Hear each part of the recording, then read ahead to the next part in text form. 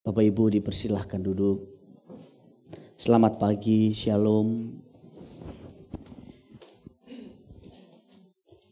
Dalam penjelasan sebelumnya saya menyampaikan mengenai syarat untuk menjadi seorang murid Tuhan, seorang murid Kristus.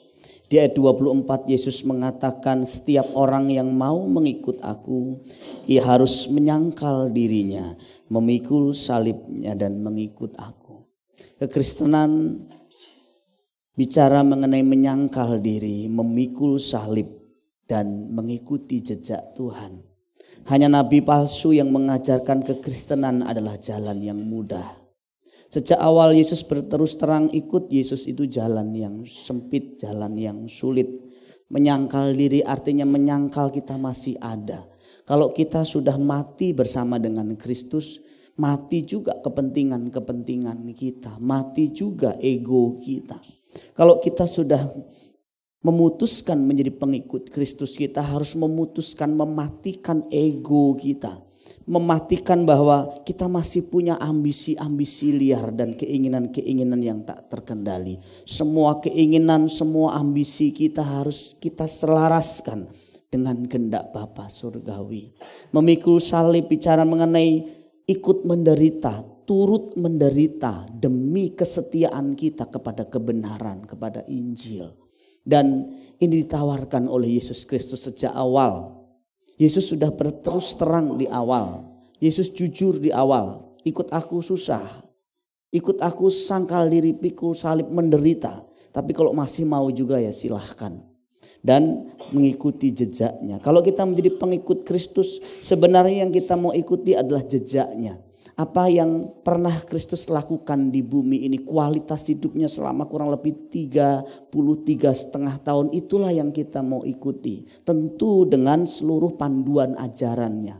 Jadi kalau orang Kristen mengaku Kristen tetapi yang diikuti artis Korea, artis Hong Kong, film, artis-artis Hollywood, atau nilai-nilai budaya dunia ini yang sebenarnya dia tidak menjadi pengikut Kristus.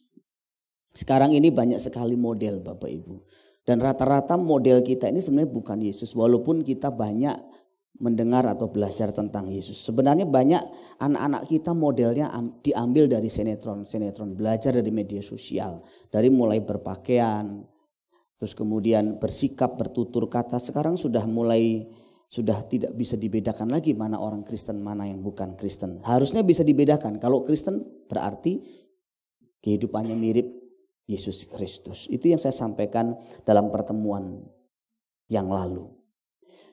Mari kita lanjutkan. Yesus berkata, karena barang siapa mau menyelamatkan nyawanya, ia akan kehilangan nyawanya. Tetapi barang siapa kehilangan nyawanya karena aku, ia akan memperolehnya. Apa gunanya seorang memperoleh seluruh dunia tetapi kehilangan nyawanya?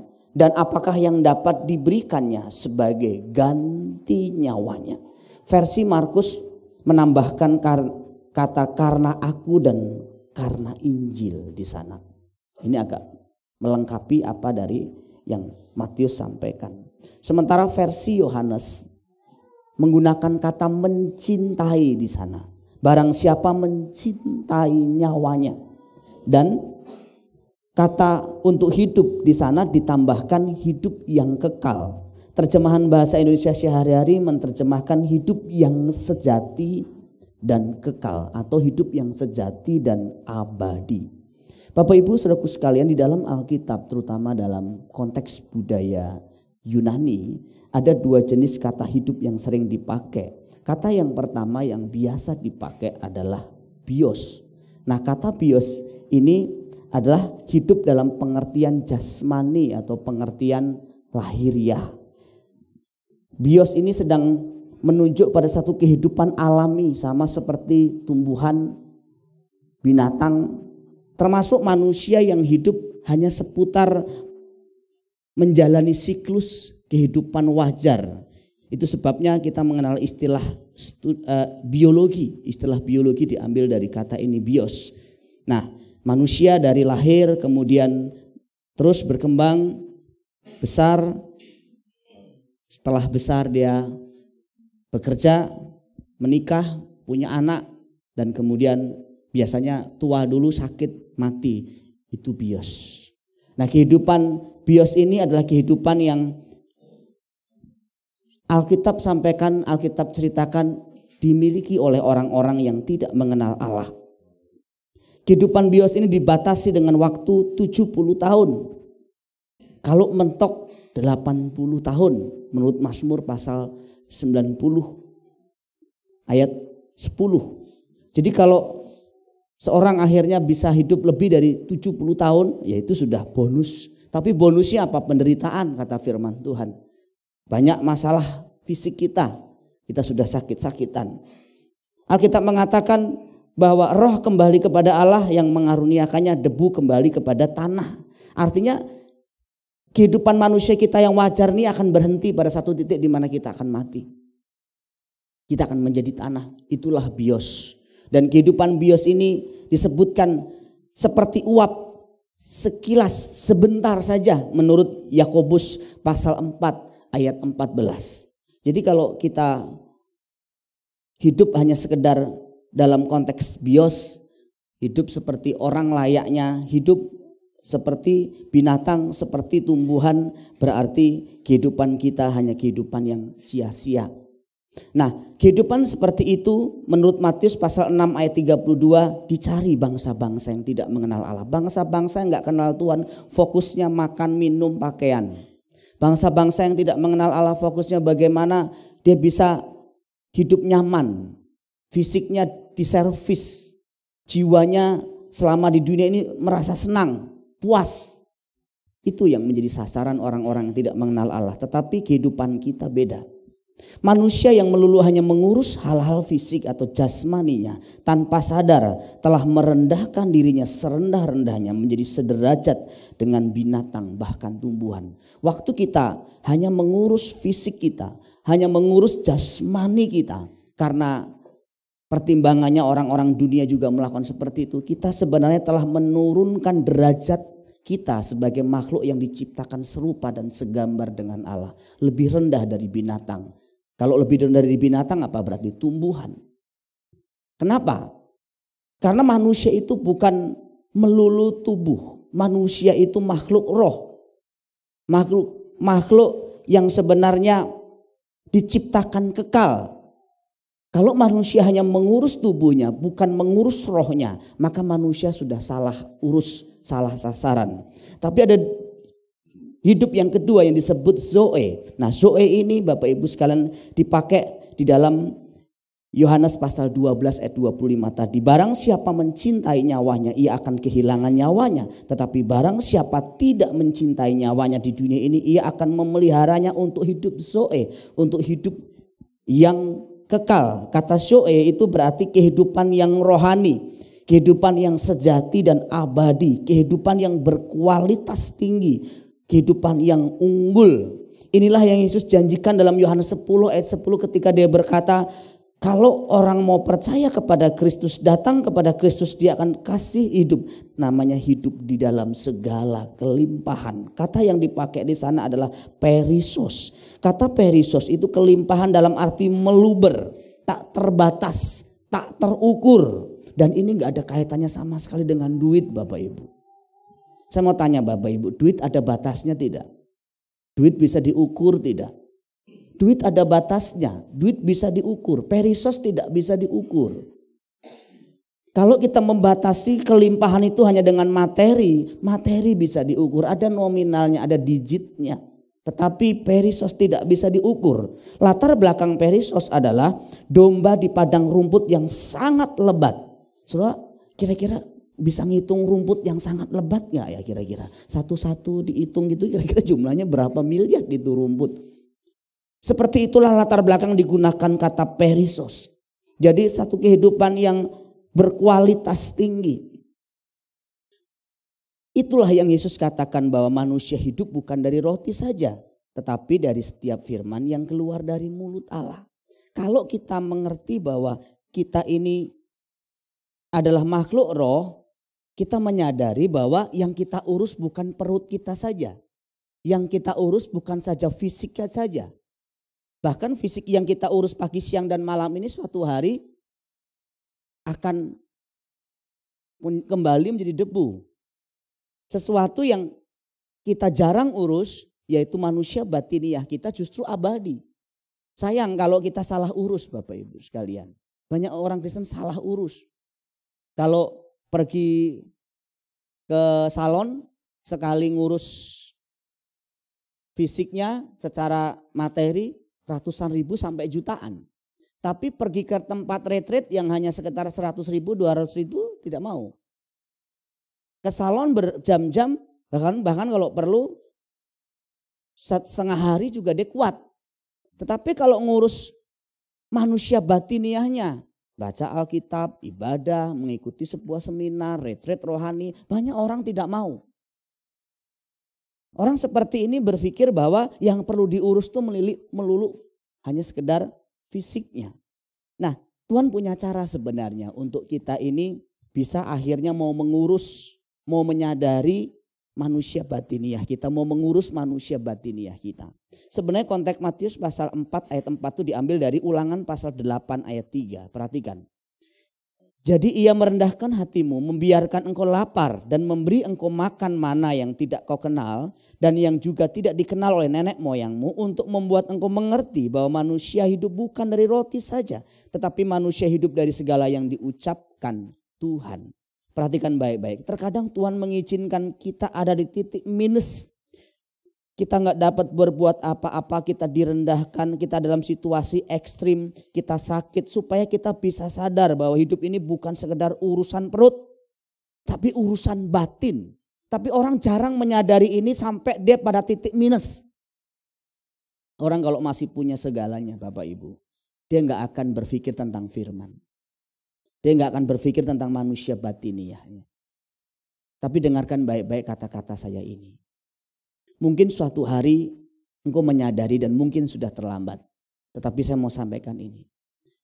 Pada waktu engkau ada di situasi yang sangat ekstrim, di mana engkau mulai mencari Tuhan, mulai merasa memerlukan Tuhan atau merasa perlu mengurus batiniahmu, disitulah sebenarnya engkau akan mulai mengerti Matius 4 ayat 4.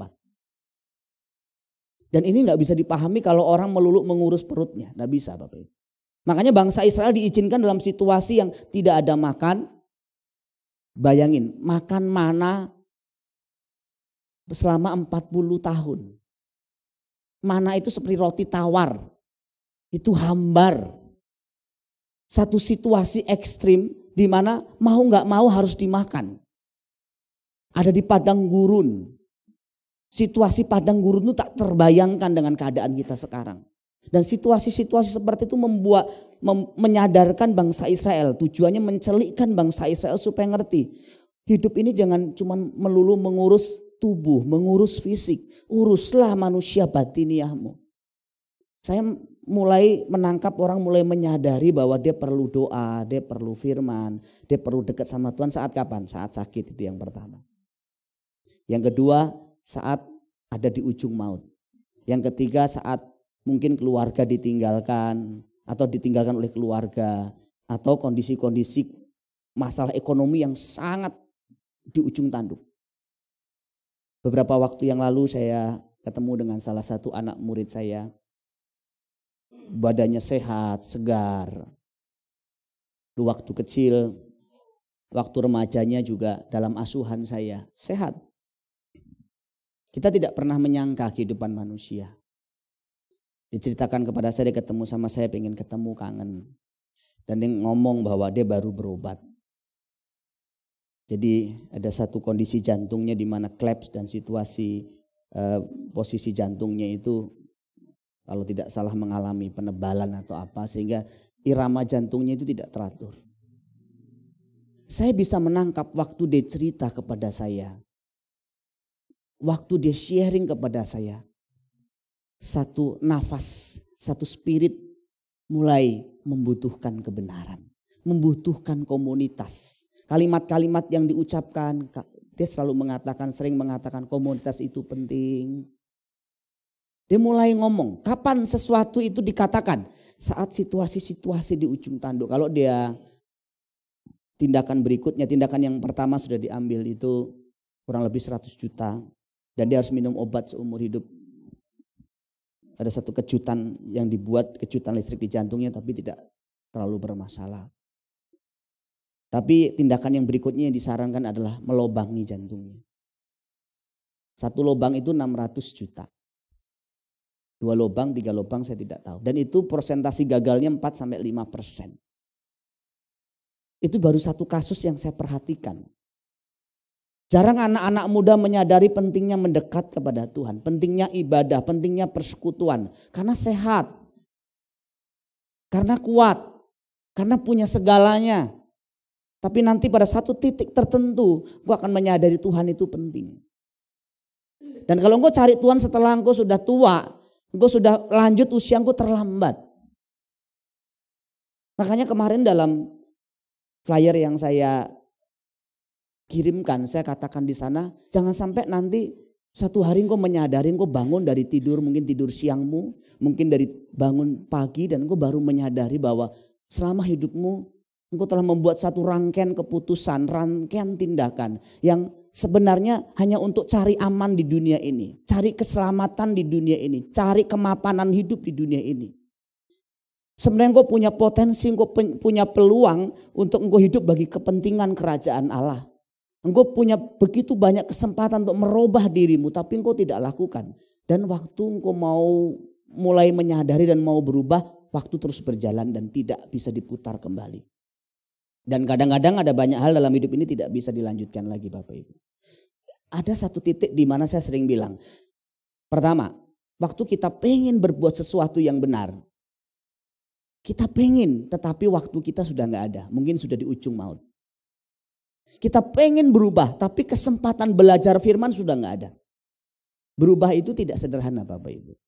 Pengen berubah tidak sama dengan berubah. Waktu seseorang pengen pintar, belum langsung pintar. Dia harus belajar supaya pintar. Nah kalau pengen berubahnya sudah di ujung maut, terlambat. Kalau pengen berubahnya masih ada 10 tahun, 20 tahun ke depan masih ada pembenahan. Masih ada waktu-waktu berbenah diri. Tetapi yang kedua yang lebih mengerikan. Ketika kamu punya waktu, kamu punya kesempatan, tubuhmu sudah sehat, tapi keinginan yang sudah tidak ada. Nah itu lebih mengerikan lagi. Mungkin kalau menurut saya yang pertama itu seperti seorang penjahat yang ada di sebelah Yesus Kristus.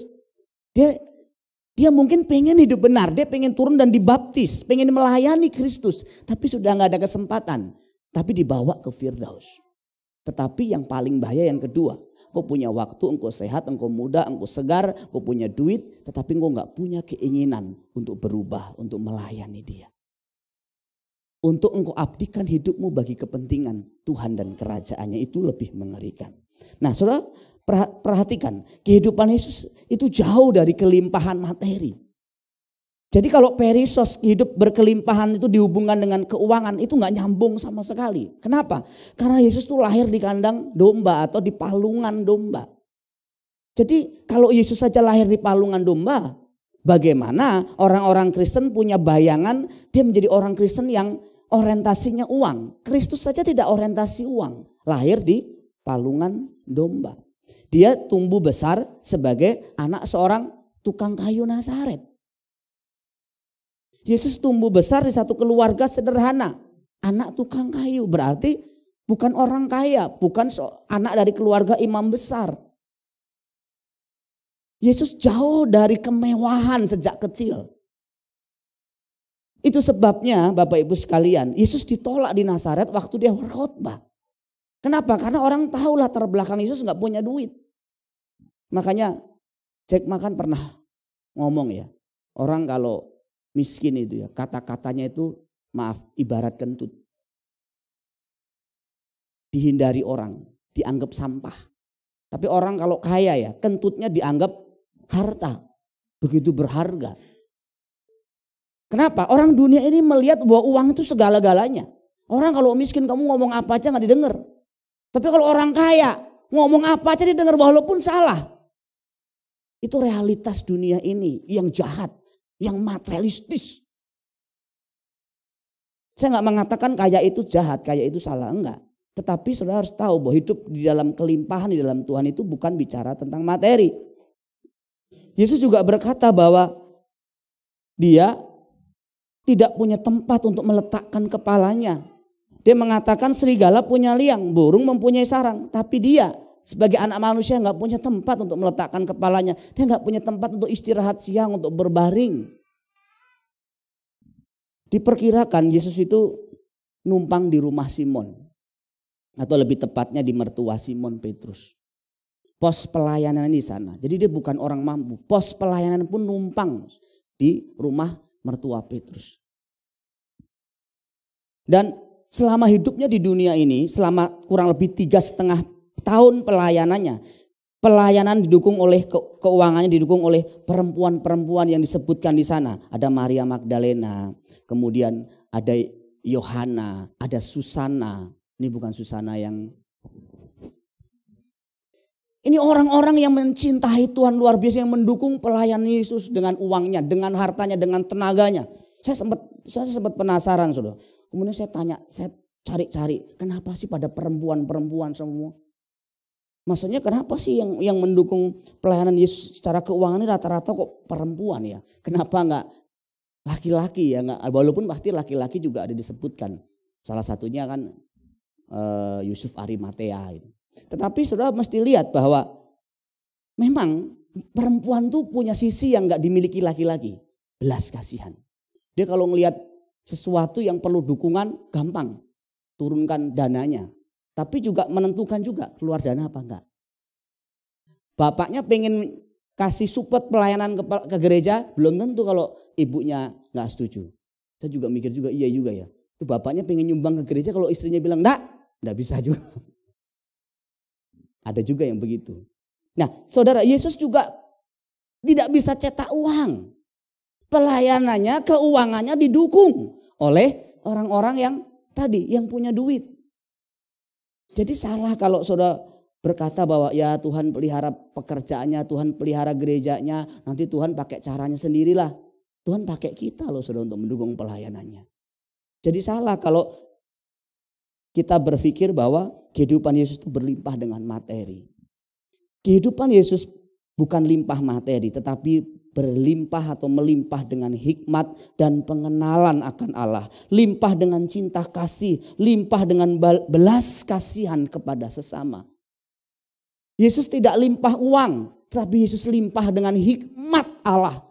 Limpah dengan pengenalan akan Allah, limpah dengan cinta kasih, limpah dengan belas kasihan. Dan itu jauh lebih penting. Banyak orang ya saudaraku sekalian, dia limpah materi tetapi dia tidak limpah dalam hal memberi. Banyak orang punya ilmu dunia luar biasa tetapi membelakangi Tuhan. Banyak orang mengenal tokoh-tokoh di dunia ini dekat dengan pejabat-pejabat penting tetapi tidak mengenal Kristus secara pribadi. Buat apa saudara? Buat apa kita punya segalanya? Kita punya uang, kita punya kenalan pejabat, kita punya ilmu yang tinggi di dunia ini tapi kita tidak punya hikmat Allah.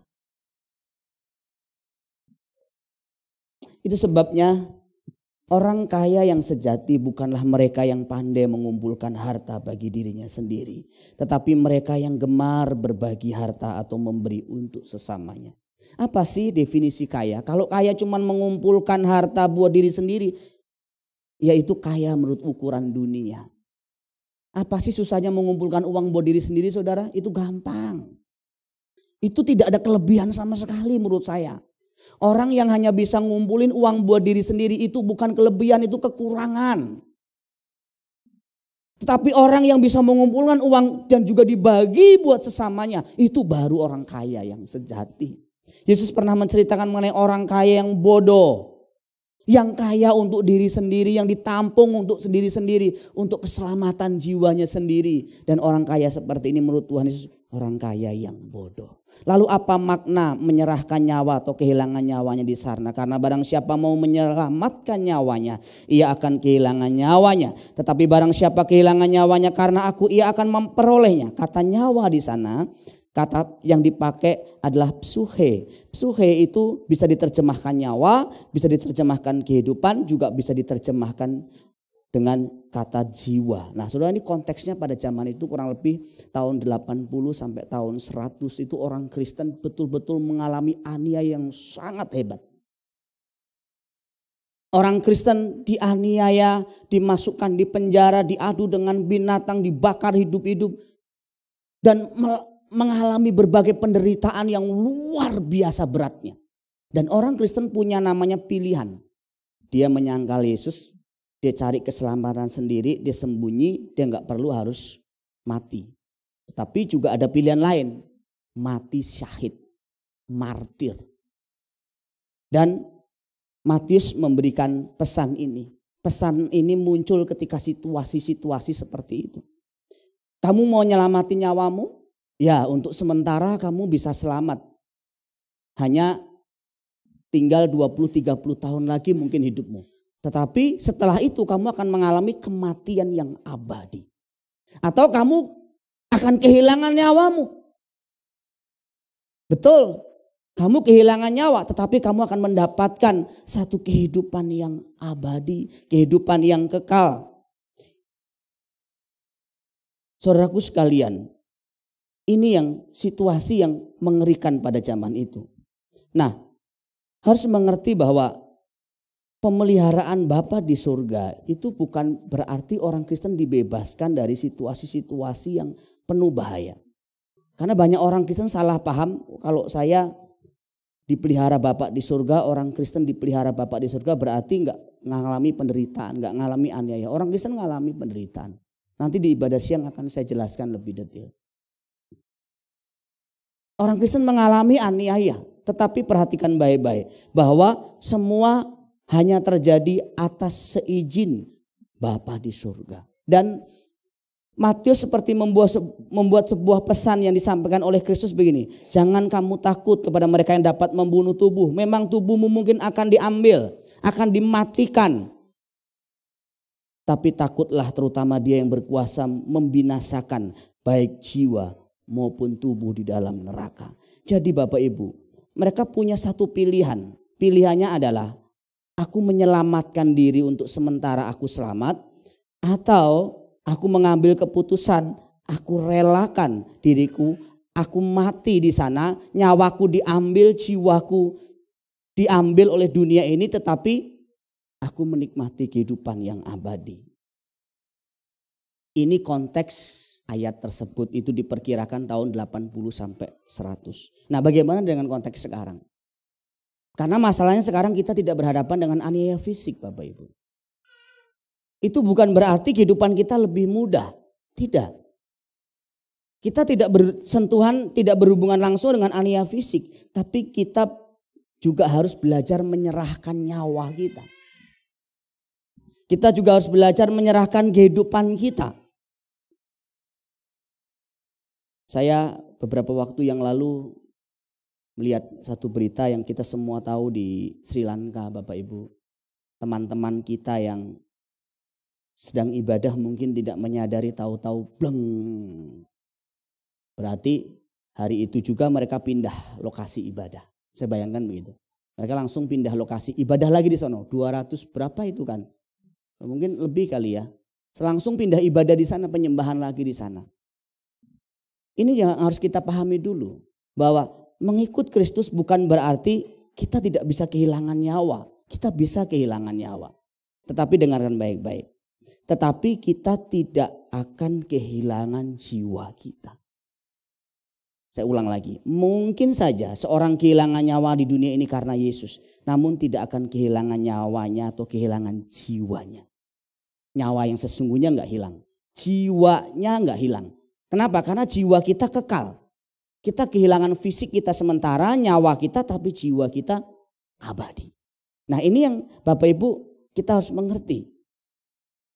Karena kita masing-masing punya perjuangan. Kalau dulu mereka kehilangan nyawa dalam arti fisik mereka, sekarang kita kehilangan nyawa dalam arti perjuangan kita di era modern ini.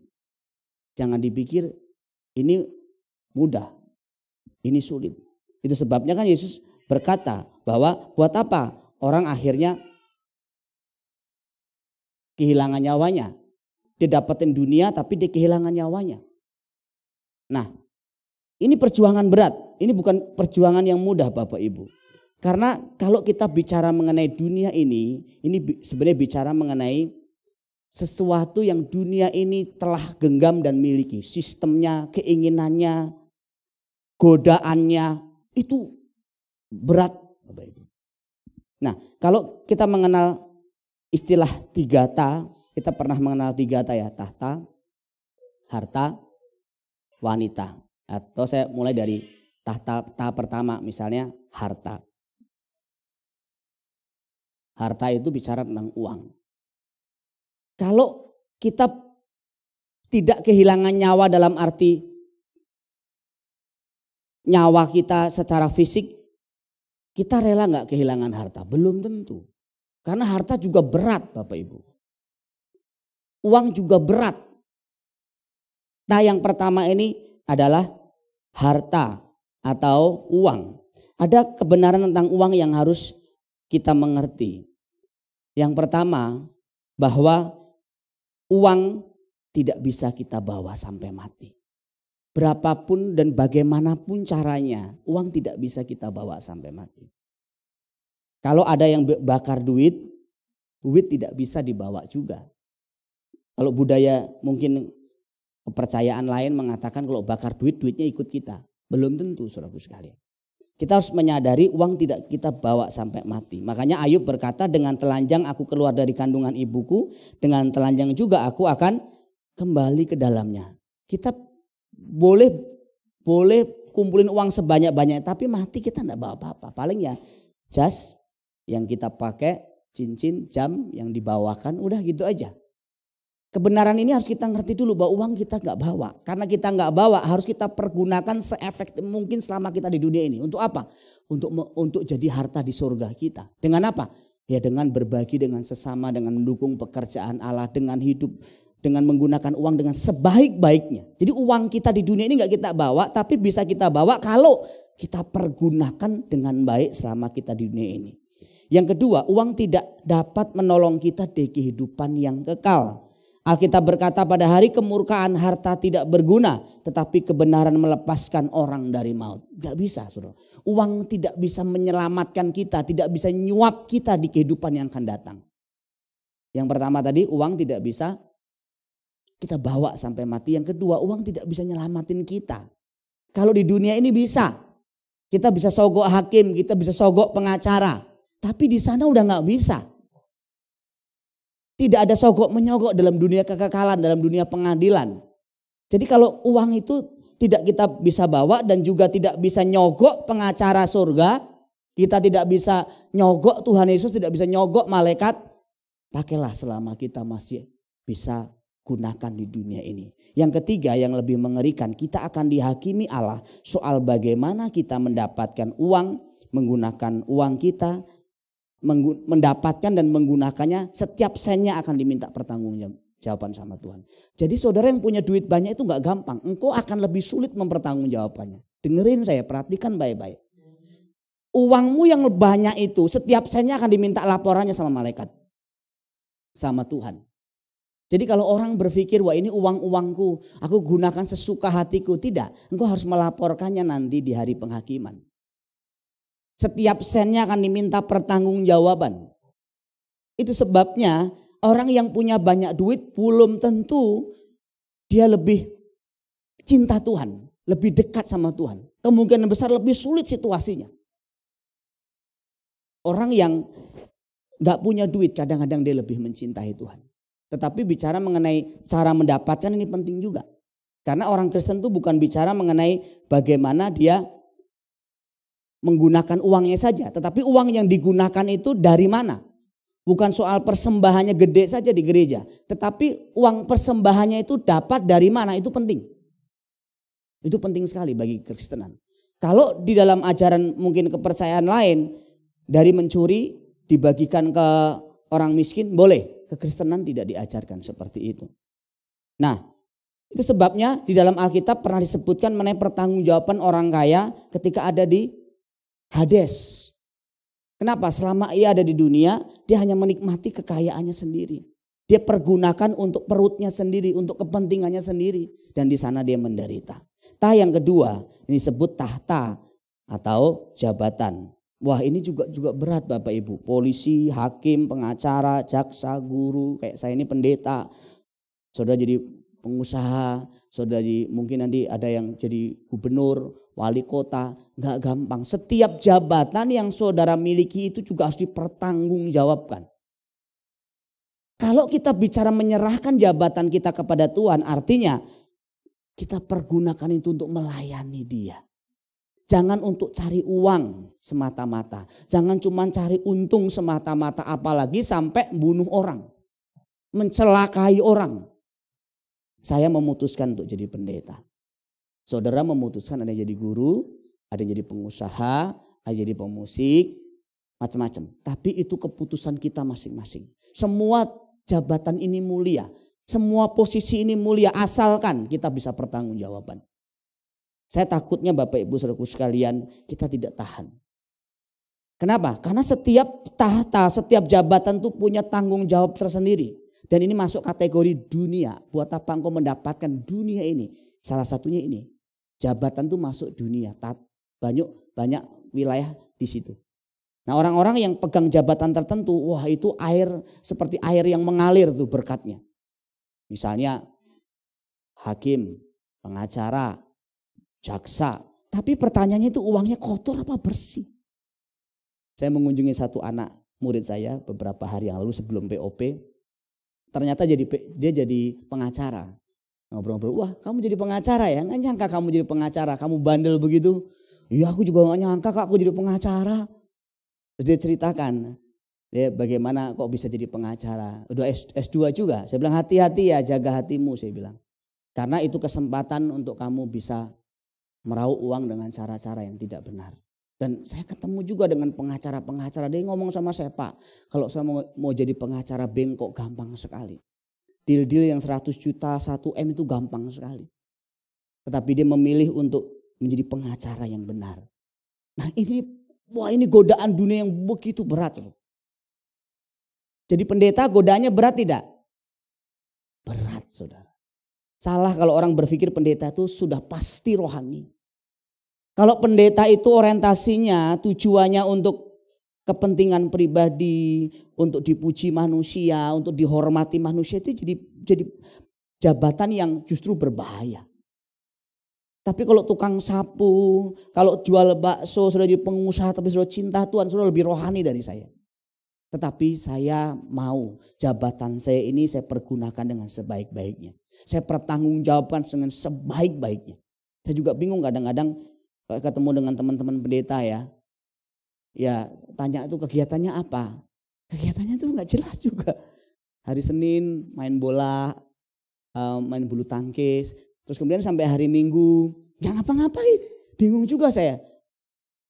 Terus khotbah sebulan sekali, ketemu sama jemaat juga kadang seminggu sekali, sebulan sekali.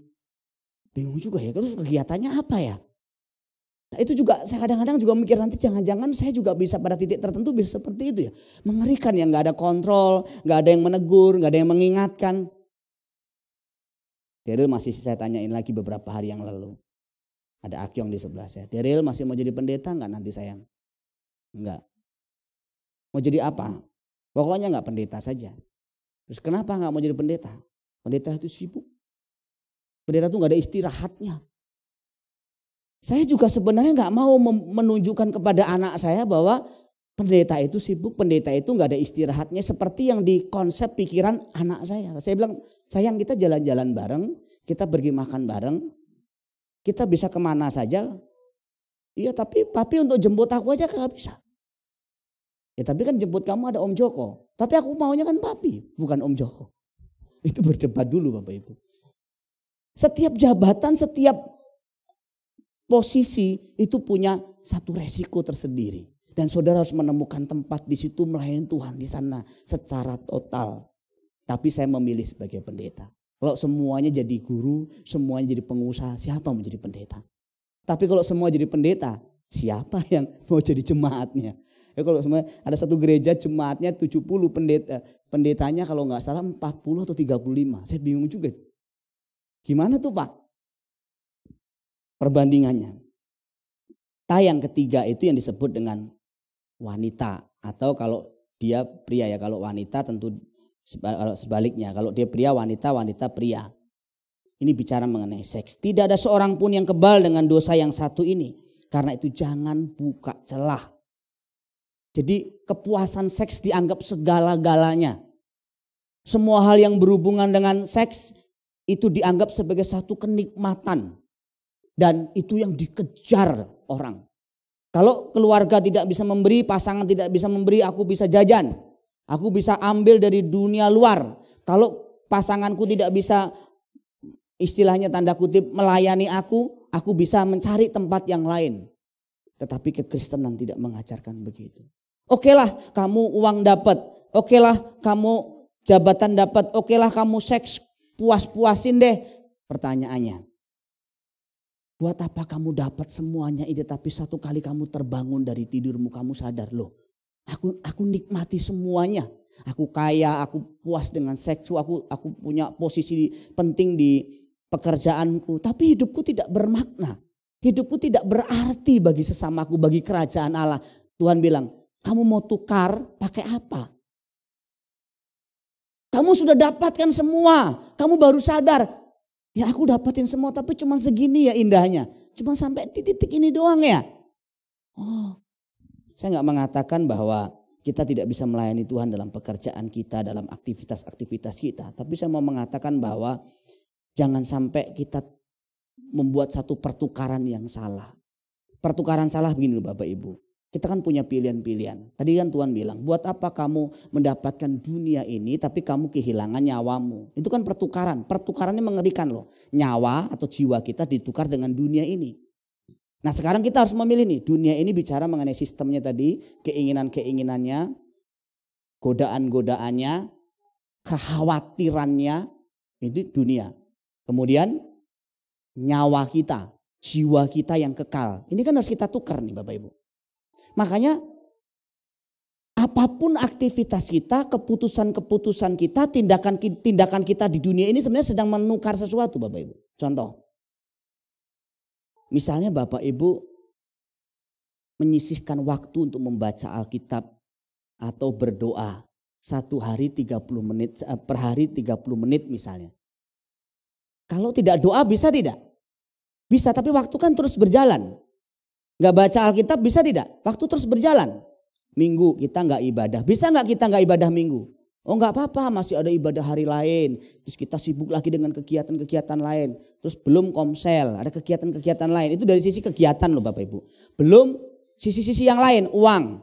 Kita punya kesempatan uang kita untuk nolong orang. Uang kita untuk mendukung pekerjaan Tuhan. Uang kita untuk beli buku-buku rohani, uang kita untuk sesuatu yang mulia, yang baik. Tetapi kita pakai hanya untuk diri kita.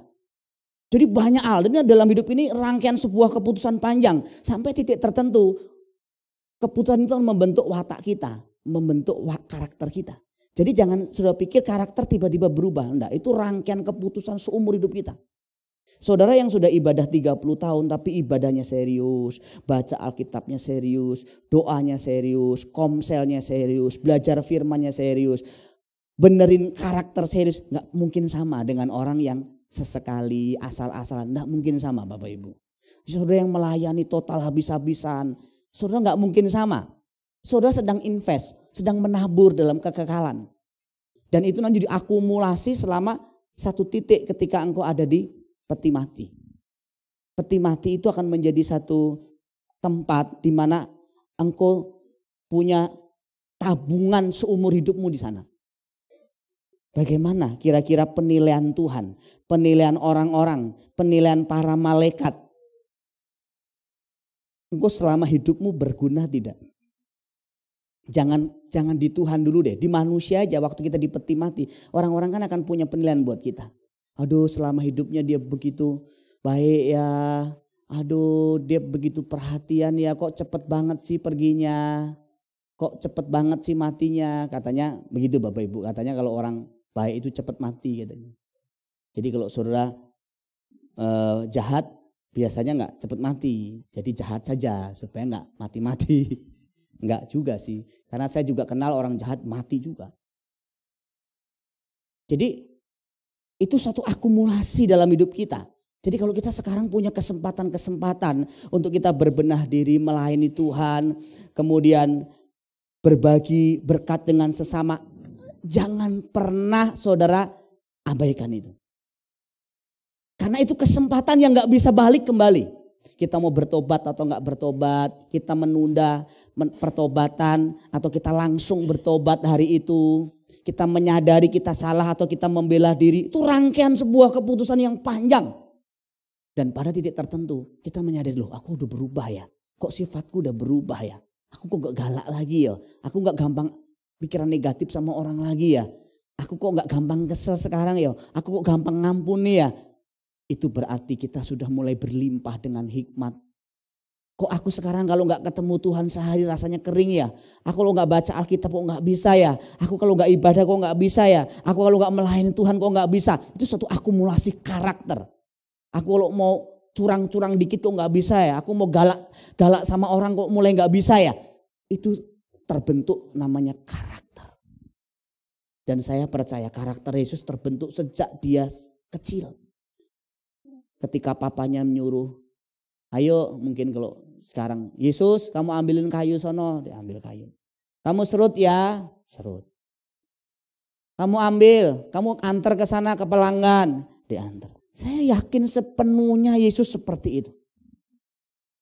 Makanya umur 12 tahun sampai dia diskusi sama alim ulama, ahli-ahli Taurat. Itu karena memang kegemarannya akan firman sudah sejak kecil.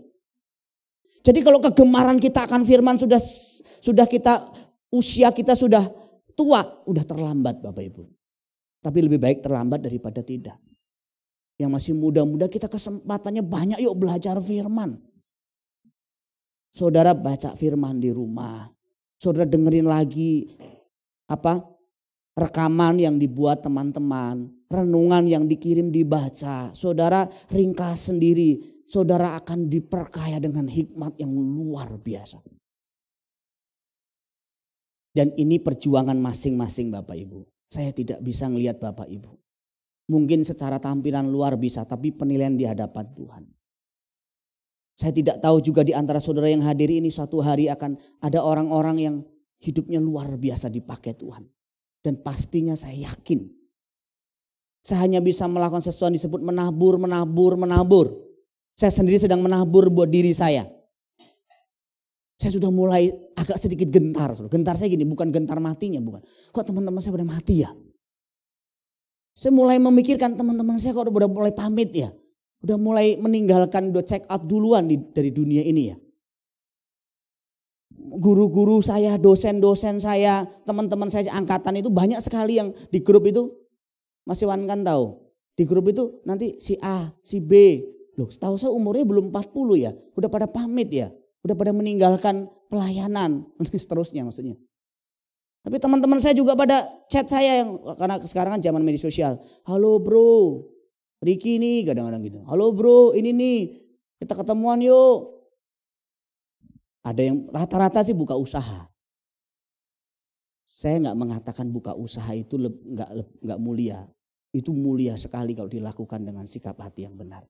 Tetapi sekali lagi, saya memilih jadi pendeta aja. Saya memilih jadi gembala saja. Sementara teman-teman saya banyak sekolah Alkitab tapi memilih jadi pengusaha. Tidak masalah, tidak apa-apa.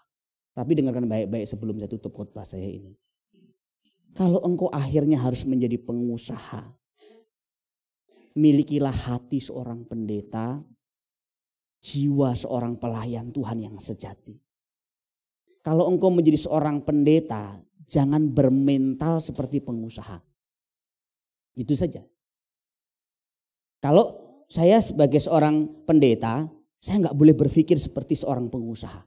Di atas kertas hitung-hitungan nggak boleh. Saya nggak boleh bermental atau berprinsip seperti pengusaha dalam perusahaan ini. Untung dan rugi, tidak boleh. Oh ini menguntungkan, ini merugikan. Ini saya tidak ada untungnya apa-apa, saya singkirin, tidak boleh. Dan gaya hidup saya bukan nggak boleh gaya hidup seorang pengusaha, harus gaya hidup seorang pendeta. Dan ini memang keputusan saya. Dan saudara punya keputusan sendiri. Itu sebabnya teman-teman kemarin waktu kita diskusi kita bilang kita satu hari buat sistem yuk di gereja ini. Pendeta-pendeta hidupnya belajar sederhana juga.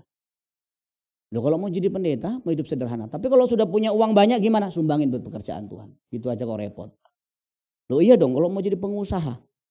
Kalau mau jadi pendeta. Kalau mau jadi pengusaha ya silahkan. Kalau saya sih gitu, serius. Kalau kita memang punya, akhirnya saya bisa punya uang banyak. Uang atas nama gereja, harus berani begitu. Uang harus atas nama pelayan pekerjaan Tuhan. Supaya apa? Supaya juga cermin pendeta sebagai orang yang secara posisi jabatan bisa dipertanggungjawabkan.